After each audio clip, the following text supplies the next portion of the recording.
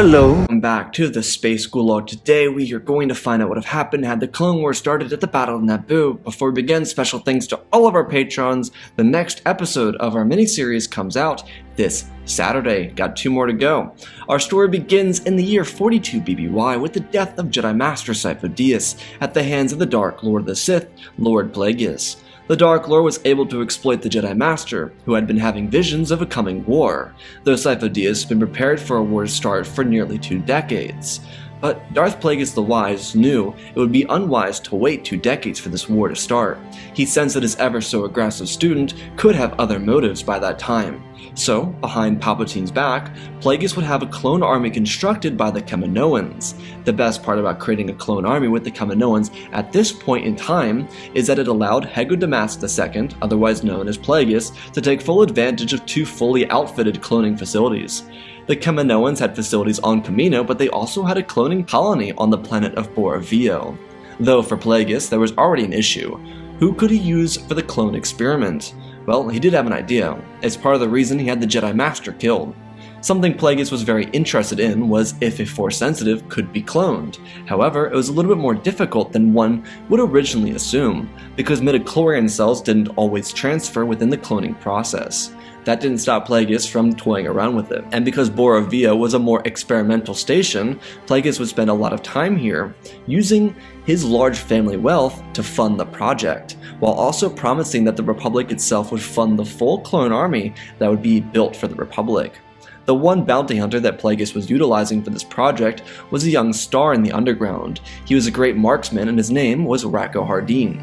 There were certainly other better bounty hunters out the galaxy, but at the moment it would suffice in Plagueis' mind. He wanted the Kaminoans to have an assortment of clones, not just one type. The reason being is that even the best bounty hunter wasn't perfect. And while right now there were a couple competing bounty hunters in the galaxy, like a young man from Mandalore, making his name prominent in the galaxy named Jango Fett, and Aurra Sing and Embo, Plagueis wanted to utilize as much as he could. Plagueis brought several bounty hunters in, all of which had the basic size and dimensions of a normal human. The reason being is that it would be much cheaper to create clone armor for several clone variants if they all had the same dimensions. So while Rako, Aurra, Embo, and Jango were having their DNA tested and used for the cloning on Kamino, Hego and an elite unit of cloners were on Boravio working on the construction of Force-sensitive clone troopers. The reason it was such an important process is because it had never been done before. Plagueis was very interested in the science of the Force, and at this very moment, he used his interest in the Force to try and construct the first Force-sensitive clone.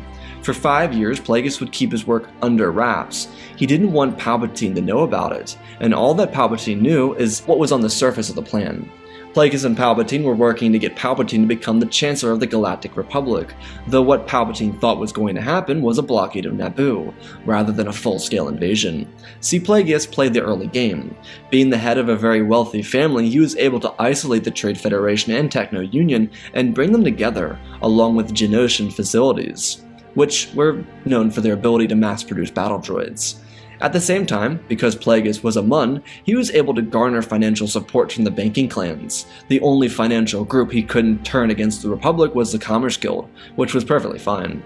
Damask Holdings had more than enough credits to supply this endeavor, and with the banking clans, which had access to the entire Republic Reserve, this new council essentially had infinite funding. Though 5 years before anything happened in the galaxy, Palpatine would lure a prominent Jedi Master from the ranks of the Jedi Temple and turn him into a Sith acolyte. His name was Pong Krell, and he had foreseen a great conflict. Believing that the way out of the Jedi possible destruction, he decided to leave the Jedi Order for the Sith. Plagueis was fine with this, but he wasn't exactly fond of this little posse that Palpatine was constructing, because now there were 2 assassins that were brought into the Sith ranks by Palpatine, Maul, who had essentially been raised by Palpatine, and now Krell. However, Plagueis knew that if he showed any sort of disliking to it, it would make him look weak. So instead of showing any signs of anger, he allowed Palpatine to believe that he had the upper hand in this scenario. Plagueis' study on Boravio had been going brilliantly, and he couldn't help but feel like he and the Kaminoans were on the cusp of greatness. Plagueis had donated some of his very own DNA to the project to help it along, and it certainly was coming along brilliantly, though there wouldn't be much success with any of these other tests for the next 5 years. Something Hego Damask also specialized in was the building of an alliance between numerous star systems that didn't agree with the Republic or its policies. It had been centuries since the era of the High Republic, and the Galactic Republic itself was crumbling from the inside out. It was only a matter of time until planets united against the Republic, and so Plagueis decided that he would give those planets a little push to join his alliance. In 32 BBY, 2 Jedi Knights were dispatched to the planet of Naboo to stop a blockade, but when they arrived, they learned it wasn't just a political move by the Cato-Nemodian-backed Trade Federation. Rather, it was a full-scale invasion, one meant to mess with the Republic. Obi-Wan and Qui-Gon were stranded on the planet once their vessel was blown up, and they couldn't get a clear signal to the Republic.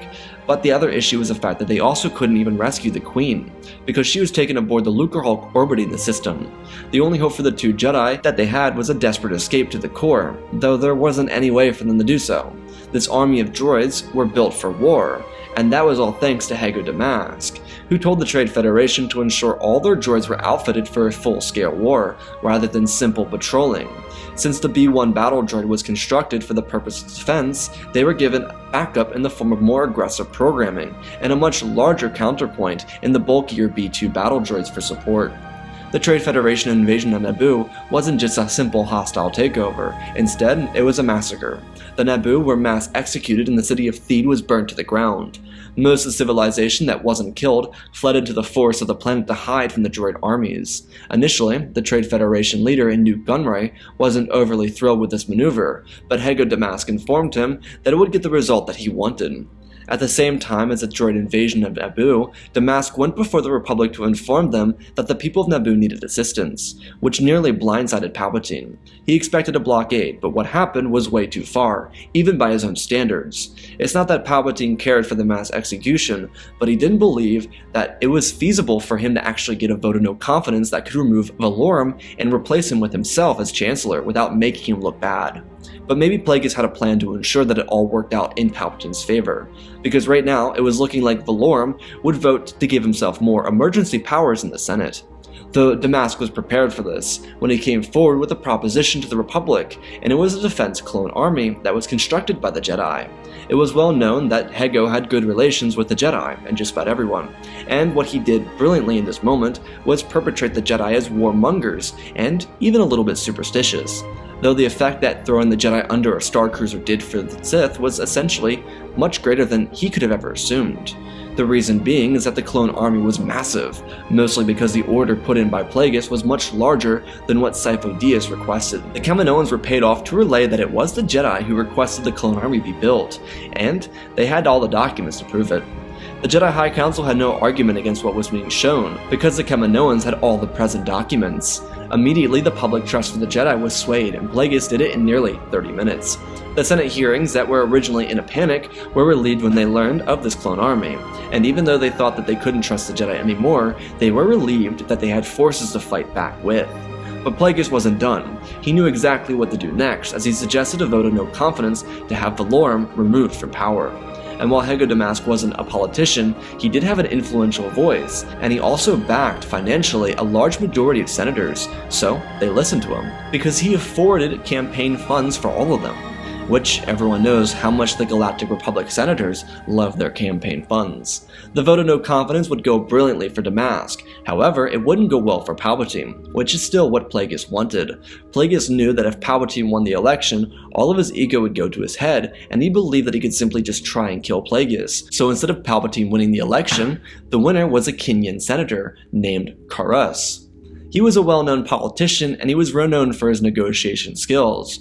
Plagueis' plan was that Senator Karras would fail, and after a year or two of continued war, he could throw Palpatine into the mantle of power and then continue his plan from there. That wasn't right now, so Plagueis turned his focus back to this election, and with Karras as a new chancellor, the Republic would unleash a full-scale invasion of Naboo. Palpatine would be very obviously upset by his defeat, but per the orders of his master, he made sure that neither Krell or Maul left Coruscant. The reason being is he wanted the Jedi to get involved, especially because there were now 2 Jedi already on the planet of Naboo during the invasion. Obi-Wan and Qui-Gon had been stranded on Naboo for nearly 72 hours, as they fought off several battle droids trying to save as many citizens as possible. It was the most difficult mission these two had ever been on, because they had to deal with so much death and destruction. There were hardly any survivors, and they had no knowledge of the secret society of Gungans that lived on the far side of the planet in the swamps, still in hiding. Obi-Wan and Qui-Gon ducked away from the large tanks and massive patrols, and when they even got the majority of the survivors out of the city, they themselves booked it into the forests to find the rest of the Naboo population that ran away. And when all seemed wrong, the Republic arrived. Thanks to Chancellor Karras and Hego Damask, the Republic had a formidable fighting force, and while the Senate itself was upset about the prospect of the Jedi building an army, it didn't really matter at this moment, because the army was the only saving grace that they had. The clone army was rather elite. Sure, they came in several shapes and sizes, but they were elite as a fighting force. Between their insane accuracy or the ability to hit a target from across an open field several clicks away, they were remarkable troopers. The droid forces were completely blindsided, and when the clones came down onto Naboo, a transport of Jedi landed at Obi-Wan and Qui-Gon's location, picking up all the survivors and the 2 Jedi. The Battle of Naboo would be a rout for the Separatists, but the young Queen Amidala would be captured and taken away when the Trade Federation left the battle in a retreat. The Jedi weren't very present during the battle, and the only casualties other than civilians were the clone troopers. With the Clone Wars off to a start and the Separatists being controlled by the Sith Lord, Plagueis, the droid army stretched out across the galaxy. Plagueis' plan was to do a galaxy-wide conflict, and from there, he could gain power he needed by just destroying civilization. Palpatine, Krell, and Maul were each assets, and he would use them as a means to get to the next step of his plan. After all, Darth Plagueis the Wise was the one who discovered the many pathways of the dark side, one of them being the ability to cheat death, something he never taught a student. As Plagueis moved the droid armies out, he allowed Chancellor Karras to fumble the bag, as he tried as hard as he could to negotiate with the Separatists. But considering the Separatists were also being led by Plagueis, they would never reach an accord. While the Separatists were following the word of Hego Damask, they didn't realize it was the word of Sith Lord Plagueis. The reason that is because Plagueis used an ability called Force Project to show himself off as someone he wasn't, meaning the Separatist Council were convinced that he was a Rhodian businessman by the name of Taz Ostas. The force projection required a lot of energy, but it was never needed for a long period of time. Plagueis just did it enough to convince the Separatist Council on Raxus that this war would be worthwhile of an investment for them. So, while the Separatist government was convinced they were being led by a Rhodian businessman with what seemed like infinite amounts of wealth, the Separatist war forces were being convinced that they were working with the same businessman, who informed the Republic about the clone army, otherwise known as Hego Damask. Though the Separatists that worked with Plagueis in the war effort didn't see this as anything but a businessman trying to profit from the war, because Hego Damask was known for a few things: his great wealth, and his great insight, and his ability to be friendly with many individuals. He was friendly with several Jedi, but he also played all of his cards right within the Senate and with the Trade Federation and Techno Union. Regardless of Damask's brilliance, there was change happening on the planet of Tatooine. A young boy by the name of Anakin Skywalker was fortunate enough to get into the Boonta Eve Classic, one of the biggest pod racing events in the entire galaxy. The Boonta Eve Classic was a pod racing event with the very best of the best in the business, and Anakin Skywalker snuck into the event at the last second and got himself involved. Though what seemed to be a miracle, he came out as a victor in the event. But without having any betting experience, he was still a slave, who essentially had to forfeit all of his profits to Watto. And while initially that was tragic, the Hutt crime lord who sponsored the event, named Jabba the Hutt, would request that Bib Fortuna find the boy that beat the highest overall racer in the galaxy. See, Jabba was in the profit game. If he believed that he had a chance to make a lot of credits off of something, then he would bet on him. Jabba hadn't had a racer that he sponsored in a little over a decade. Even with someone as popular as Saboba in racing, he believed that he'd be better off with other choices. And what better than a slave boy who grew up on Tatooine looking for his first opportunity to earn his freedom? Jabba would pick up Anakin as a temporary racer and outfit him with a team of worker droids, as a starter pack. If Skywalker could prove himself more over the years, then there was a good chance that Anakin would have the ability to grow up into a superstar on Tatooine. But it was essentially up to him if he wanted to achieve that level of success. Anakin wasn't a good negotiator, so Jabba took a lot of advantage over Anakin's contract. The only thing that Anakin wanted was freedom of slavery for him and his mother. And to a crime lord like Jabba, that was cheaper than a speeder repairer, so it wouldn't be that big of a deal for him to work that out for Anakin. But again, it was all at Anakin's exploitation. On Coruscant, Obi-Wan Kenobi would become a Jedi Knight and prepare to face the Clone Wars head-on. Masters Qui-Gon Jinn and Dooku talked about the war itself and how they felt about it. Both Qui-Gon and Dooku had their issues with the Jedi Order, but Qui-Gon had always been a little bit more grounded than Dooku. Maybe it was because Dooku was his master, or Dooku's master was Yoda, or maybe it's just who Qui-Gon was. But Dooku was leaning towards leaving the Jedi Order. He didn't only on the accounts of Qui-Gon telling Dooku that he needed to have more faith in the Order, that the Order would make the right decision. Qui-Gon now also noted how it seemed hypocritical coming from Dooku considering how close he and Sifo Dyas were before Sifo Dyas died, nearly a decade before. It was kind of odd to Qui-Gon because surely Sifo Dyas mentioned something about the clone army to Dooku, but Dooku didn't leave the Order then, so why such haste now? It didn't make any sense. As the Clone Wars began, many of the Jedi within the Order decided that they wouldn't serve in the war. This choice was made because no Jedi were killed during the initial battle of Naboo. The Jedi had a responsibility to the galaxy, but to them, fighting a war wasn't how to fix the issues created by the initial start of the conflict. So, the Jedi High Council, with members such as Yaddle, Plo Koon, Yarael Poof, Depa Billaba, and Adi Gallia, would vote against joining the war on behalf of the Republic. The Jedi Council would inform the Galactic Republic that while one of their members called for the creation of the Clone Army, it was not by the will of the rest of the Order.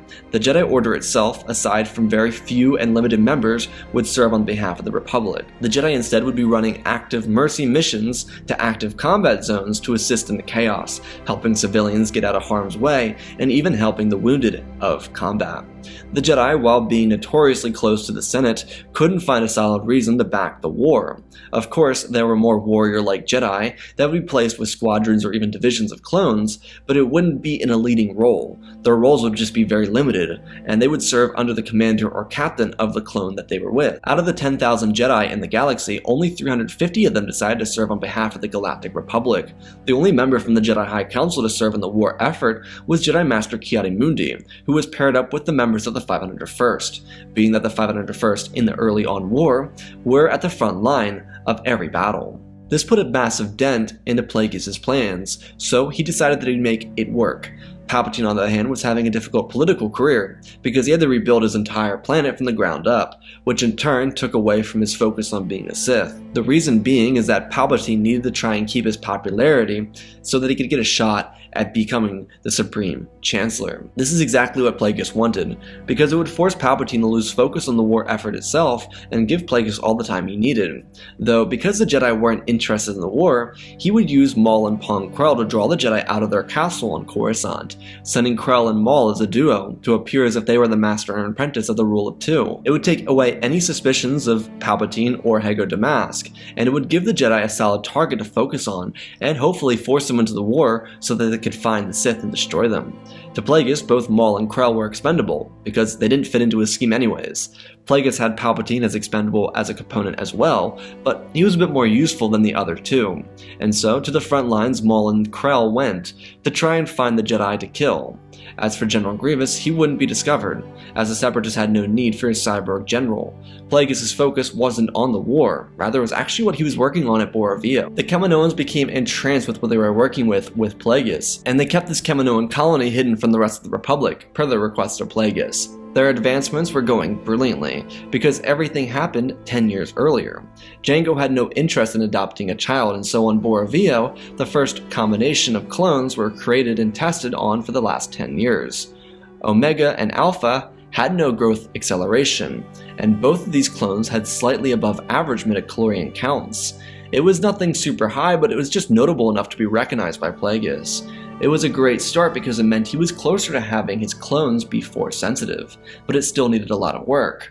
Plagueis over the last 10 years had been using these tests to increase their Force sensitivity, which was a combination of the dark side of the Force and just plain simply science. The combination worked better than he ever expected, and he took full advantage of its effectiveness. More clones were being used, though the only downside was the fact that he was losing DNA from the body of Sifo Dyas. While the body was put into a freezing chamber to keep the body cooled enough to not completely die out, it did mean that the midichlorians did die.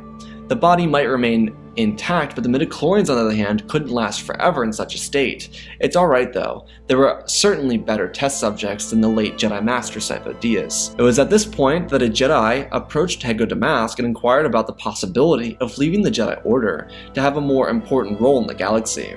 How could Hego deny it? Though if Dooku wanted to leave the Jedi Order, he would have to do two things. be willing to contribute to something on Borovio, and have Borovio removed from the archives of the Jedi Temple. Both of these were accepted by Dooku, and when Dooku was brought to Borovio, he was turned into a human experiment. Plagueis had no interest in using Dooku for some greater good scheme. He was just being used and turned into a DNA test dummy. They put Dooku into a freezing chamber right next to his friend Sifo Dyas, and they would pull DNA from him whenever they needed it. Plagueis told the Kaminoans that under no circumstance was Dooku to be allowed to return to the land of the living. He was going to stay where he was forever, the cost of trusting a Sith.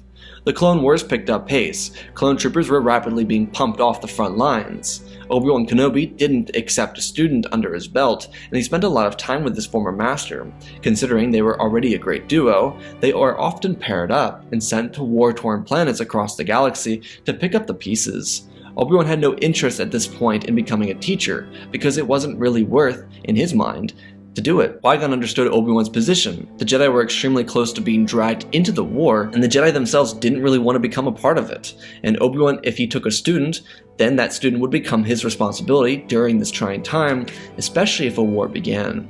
It was better to have Obi-Wan help people out across the galaxy, rather than keeping him lodged up with a student inside of the Jedi Temple.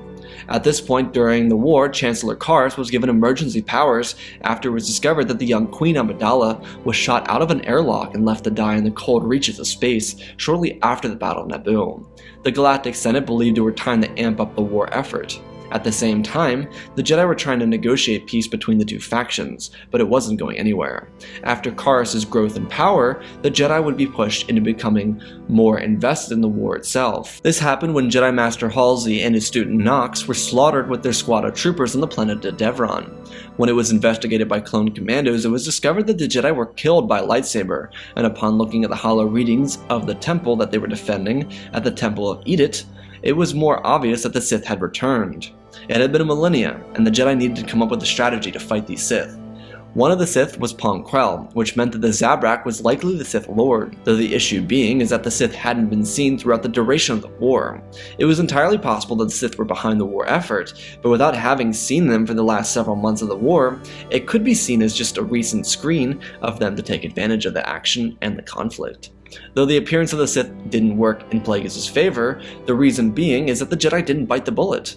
They just couldn't assume that the Separatists were being supported by the Sith without directly seeing a member of the Sith as one of their leaders. With Plagueis and Palpatine in the shadows, and Maul and Krell just being pawns, there was nothing for the Jedi to assume that the Sith were the culprits behind the war. Though, with the appearance of the Sith, the Jedi pulled all Knights and Padawans from combat if they were in combat, unless the Knights, specifically, were out with a Jedi Master. The Jedi knew that a Padawan and Master duo wouldn't be enough to confront a Sith Lord and Apprentice at the same time, especially being that many of the Council members knew of Pong Krell and his abilities, and how those abilities were likely heightened due to him being a member of the dark side. On Tatooine, Anakin Skywalker was enjoying the life that he had himself. Sure, it was essentially the life of an indentured servant, but at least it was him and his mother not being slaves. Shmi was free to live her life the way she wanted. Anakin, on the other hand, stole to work for Jabba, which he was perfectly fine with. It was much better than working for Watto. The reason being is Anakin got to be in the palace, and he was surrounded consistently with bounty hunters and smugglers. Anakin, as a 10, almost 11-year-old, would have to work on the vessels with these scoundrels, which he genuinely enjoyed doing. Mostly because he got to see so many cool starships and go under the hood of all of them, taking apart engines and cleaning them, then reassembling them. It was almost his dream job. And even better than that, Jabba fed both Anakin and Shmi. In other words, Anakin got to eat at work and then bring food home from work. It was much better of a setup than what he had with Watto. Of course, for Anakin, working under Jabba wasn't all work, there was fun as well, and the bounty hunters and smugglers enjoyed Anakin. Mostly because he was just one of them. He didn't take crap from anybody, and he could banter with the best of them. It was something that set Anakin apart from any of the other servants in Jabba's palace. Anakin was a fighter, and all the scum knew that Anakin would be the best at what he wanted to be the best at. Right now, it looked like pod racing. Sure, bounty hunters were known for their cruelty, but they did have hearts when they weren't on the job. When Anakin got to race, the ones who weren't working would show up and place bets on Anakin with their earnings. and because Anakin so frequently won, the scum, bounty hunters, and scoundrels would take most of their bettings, and the rest would be given to Anakin, which he could spend on upgrades to his racer or just necessities that he needed in his own personal life. It was an honest work of a lifestyle for a 10-year-old on Tatooine. He was doing much better than he was before, and that's all that really mattered to him. There wouldn't be much change in the galaxy for the next year and a half for the Clone War. The Clone Wars are a little over 2.5 years old, and they were not going anywhere. This is what Plagueis wanted. However, Chancellor Karras was garnering more and more support from the Republic, and he was gaining that support without the need for executive powers. Karras was a firm believer in democracy and in the Republic. He believed that while the Separatists happened to be unresponsive, that he'd be able to get through to them and start this peace treaty process. There had been several circumstances of him doing this, even trying to suggest using Mandalore as a middle ground, but nothing came back. Plagueis did everything in his power through force projection to accomplish this, but the Separatists were starting to see the war as exclusively negative, because they were losing money and the armies they were apparently supporting weren't doing what they wanted them to do, like starving civilizations out, almost killing entire planets worth of population, and costing nearly billions to trillions worth of credits of damages. Though the Rodian Plagueis was playing convinced them continuously that everything would work out in their favor. The Republic wasn't feeling any better about the war considering they were the ones almost consistently vying for peace. The Jedi were also trying to organize this peace, and so Jedi Master Qui-Gon Jinn and Jedi Knight Obi-Wan Kenobi would be sent to the planet of Raxus for the third time in 2 months to try and negotiate a peace treaty. The last 2 times they were here, nothing came from their interaction, though this time they had hope that everything would work out in their favor. Instead, what happened was the Jedi discovered the 2 beings that killed Master Halsey and his apprentice on Devron, one of them being the former Jedi Master Pong Krell. They informed the Jedi Temple, and Masters Windu and Plo Koon, the only 2 available, were sent to the planet of Raxus to hopefully extinguish the Sith. Though while the Jedi were present, they saw Maul and Krell interacting with the wealthy banking clan member, Hego Damask, though something about this entire situation seemed off. Sure, Hego could have been ignorant that they were Sith, or not even knowing what a Sith was, but that didn't seem like that was the case. This was almost too coincidental to be the fact, considering it was Damask who knew about the clone army and had dealings with the Separatist Council, not to mention the banking clans having joined the Separatist movement. When Masters Plo and Windu arrived, they traced the 2 Sith down until they were out into a courtyard, and the Jedi had a chance to get the jump on them. They had to be very careful because any sign of aggression could put them on the side of the Republic, which is something that the Jedi didn't want to do because it could very negatively impact the Jedi Order and the peace treaty process. But it was nighttime and there was no one around. It was a private courtyard, one that seemingly belonged to Hego Damask. The Jedi were going out and they questioned them first. Windu took the lead on this, and the 4 Jedi approached the 3 Sith. Hego was very noticeably upset with the 2 Sith when they noticed that they were Jedi following them. Damask told the Sith to kill the Jedi so that he could escape. Krell and Maul ignited their lightsabers as Windu, Plo, Qui-Gon, and Obi-Wan did as well. The Jedi moved in quickly. Qui-Gon pointed Obi-Wan to the vessel that Damask was heading into, instructing his former student to get him to stop before he left. Obi-Wan nodded and ran around the fighting towards the vessel. Pong Krell took on Qui-Gon Jinn and Plo Koon, swinging his massive blades around in circles and throwing Qui-Gon off balance with his immense strength. Windu, on the other hand, used his strength in Vapad to take advantage of Maul's darkness in the Force. Obi-Wan got to the ship Damask was entering, and before Obi-Wan could say a word, he was lit up with electricity and thrown from the vessel, dropping his lightsaber and falling to the ground as the vessel took off. The Jedi all noticed this, and it was distracting enough to each of them. It told all of them collectively that Damask was a Sith Lord as well, meaning that Maul and Krell weren't master and apprentice. Qui-Gon was thrown from his feet as Plo moved around to make sure Qui-Gon didn't get in any danger. Maul, on the other hand, was an incredible duelist, but he was no match for the Jedi Master of the Order, who used the dark side against the young Sith. Obi-Wan slowly got up on the other side of the battle, and Pong Krell knew he had to thin the crowd out, spinning around and throwing his blade through Obi-Wan's chest. Plo Koon swung harder, taking advantage of this moment to strike down Pong Krell. Qui-Gon slowly got back up to his feet and ran over to Obi-Wan's side, but it was too late. His apprentice was long gone. Plo Koon and Windu struck down Darth Maul without giving him much room to fight back. When they finished the fight, it was clear that Obi-Wan was gone and Hego Damask had a much larger role in the fight than anyone ever gave him credit for. Plagueis returned to Bora Via because he knew out of anywhere in the galaxy it was the only place where the Jedi weren't able to find him. because it wasn't on their precious database. However, it didn't make Plagueis any safer. When he got there, he could feel the presence of a strong Force user.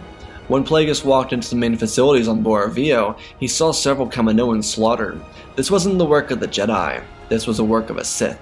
Plagueis rounded the corner as he saw Alpha and Omega, the two Force Adept children he'd been working with for the last 12.5 years. Palpatine smiled as he dragged his blade across their backs before turning to his master.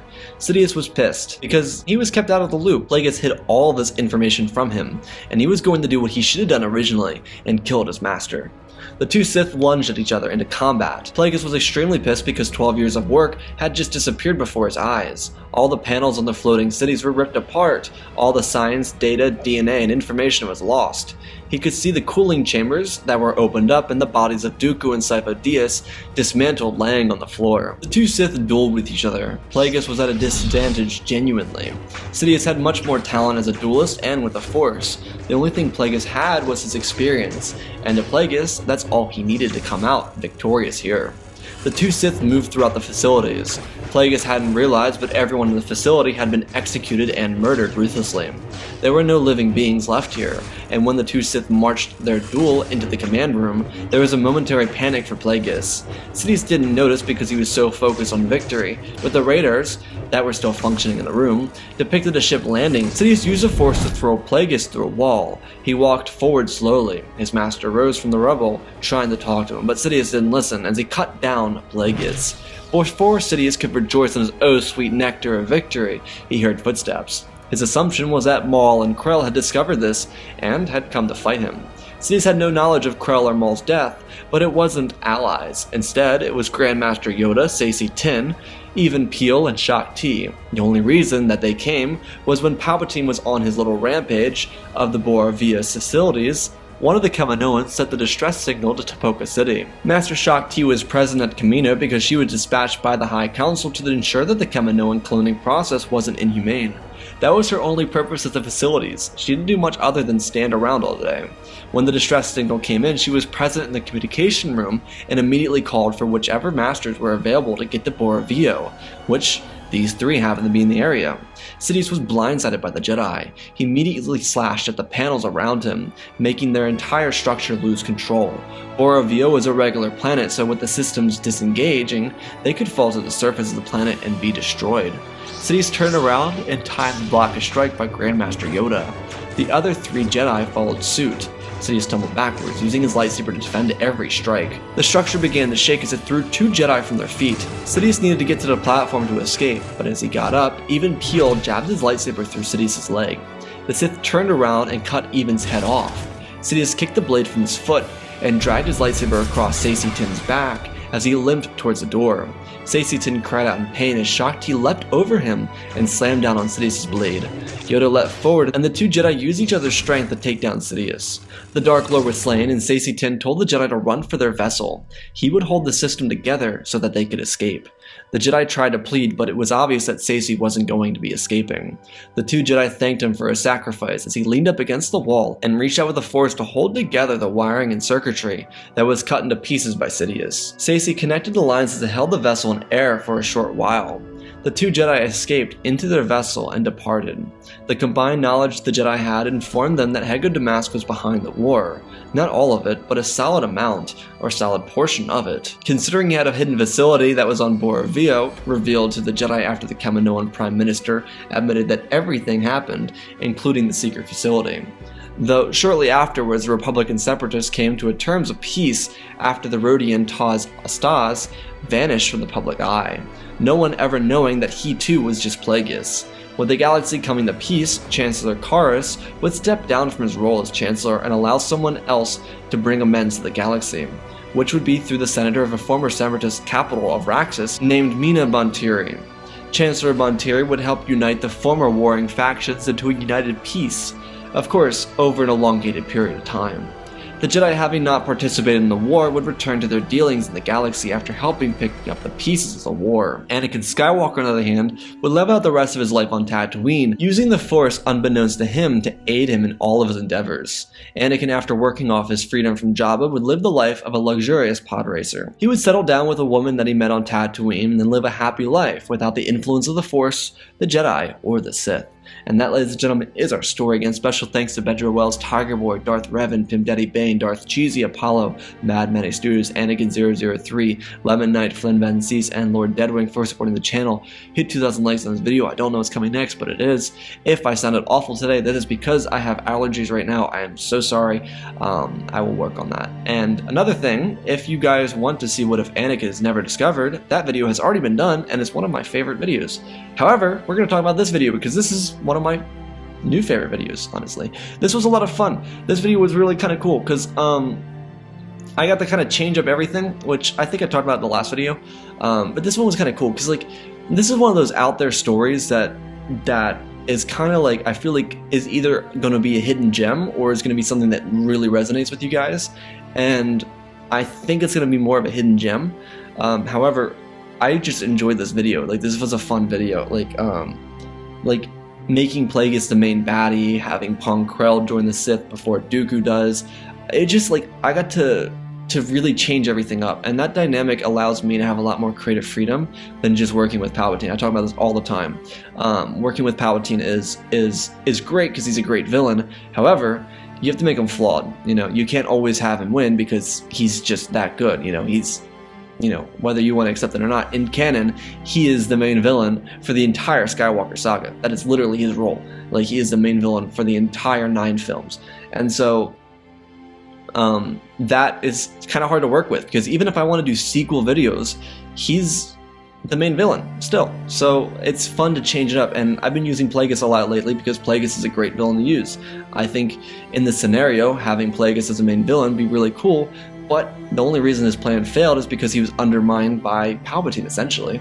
And so that was kind of fun to work with in this picture. And so I think something that's going to come up is, oh, why don't you spend more time on Anakin? I've done a 2-hour and 30-minute long video on Anakin and what if he was never discovered a long time ago, and it's probably one of the best videos on this channel. It just is. It's one of those videos that I would call a hidden gem. Having Anakin and focusing on that story, it would take away from what I was building here. You know, this story isn't about Anakin, and you know, not every story has to be about Anakin. That's something that happened in the last video. The last video is that, like, the whole story doesn't have to revolve around Anakin. I know he's the main character in Star Wars, but the story doesn't have to revolve around him, even though he's great. We all love Anakin, he's a great character. However, it doesn't always have to revolve around him. And I've talked about this before, as someone writing the story, it's kind of boring to always write about the same character. And so kind of putting him on the sideline, still talking about him, still giving him some screen time is fun, but I didn't make the story about him because I've already done that story, you know, and I don't want to redo that story because I think that story, other than a couple parts, could really be, you know, made better because it's, again, one of my most in-depth videos. But yeah, I mean, I really hope you all enjoyed this. Again, if you haven't seen the other video, it's on the channel. It's under the playlist for PPSW movies. Otherwise, I love you all, spread the love, and always remember, my friends, may the Force be with you.